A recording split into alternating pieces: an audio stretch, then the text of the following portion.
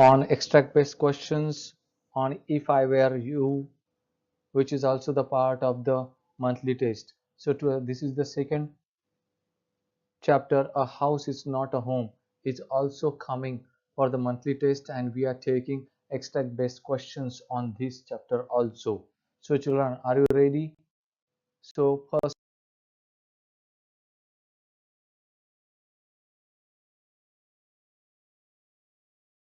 coming up. She was never far from me. I had rescued her when she was a kitten, and somehow she knew that I was the one responsible for giving her the good life.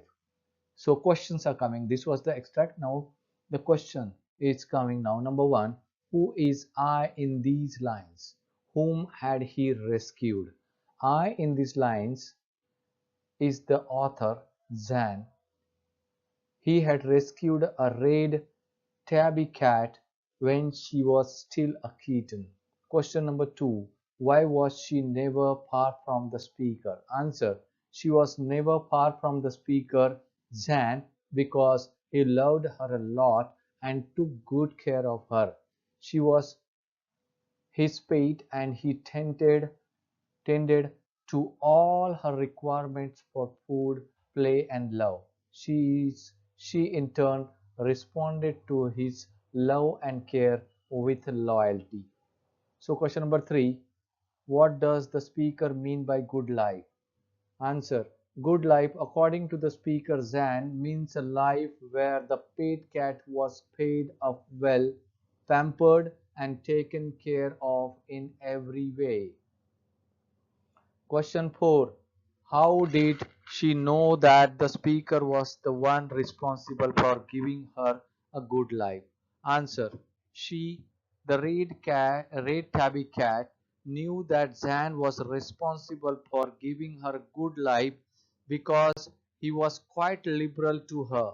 He allowed her to lie over his papers and punch at his pen when he did homework. So children, this was the first extract and questions and answer is coming up. He held on to me while other firefighters ran into the house.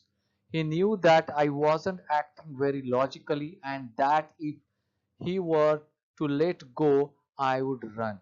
He was right. Question number 1. Who held on to whom and why? Answer. One of the firefighters held on to Zan because he tried to run after his mother who was inside their burning house. Question number 2.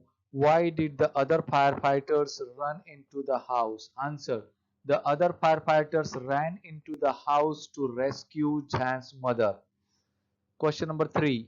He was right. Why? Answer. He, the firefighter, was right because Zan would have certainly run into the burning house after his mother and would have thus endangered his life too if the firefighter had left him. Question number 4. Which trait of the speaker do these lines highlight? The speaker's abundant love for his mother and his strong emotional dependence on her is highlighted here. Regardless, I had to go. We piled into the car with just the clothes on our backs and a few of the fireman's blankets and made our way to my grandparents' house to spend the night. Question 1. Who is the speaker? Where did he have to go and why? The speaker is Zan and he had to go to his grandparents' house since his house had been burned down and was unsafe to stay in even after the firefighters had doused the fire. Question 2. Who does we stand for? Answer. We stands for Zan and his mother. Question 3. Why did they take so few belongings with them? Answer. They took so few belongings with them because everything they owned had got burned down in the house. Fourth, question number 4. Regardless, I had to go.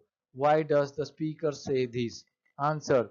The speaker Zan says this because he had to go without knowing whether his cat was dead or alive. This was a crisis situation, and his priority was to ensure his and his mother's safety and to start life fresh. In the high school, including my teacher, was aware of my plight. I was embarrassed, as if somehow I were responsible. What a way to start off at a new school. This was not the kind of attention I was looking for. Question number one. Who is the speaker of these lines and what was his plight? Answer. The speaker is Zan, and his plight was that his house had been burned down in the fire. All his belongings, his clothes, his books, his backpack, everything had been destroyed. Question number two. Why was he embarrassed? He was embarrassed because he held himself responsible for his shabby appearance at school. He did not have a proper dress, shoes, or even backpack like other children. Question number three. Why was he uncomfortable about starting school in this manner? Answer. He was uncomfortable about starting school in this manner because he thought he looked like a geek and an outcast without proper clothes, shoes and backpack. Question 4. Why didn't he want this kind of attention? Answer. He had been ahead of his class in the previous school and was loved by his teachers for his grades. But now he was embarrassed as he had to attend school in awkward clothes and without notebooks or bag.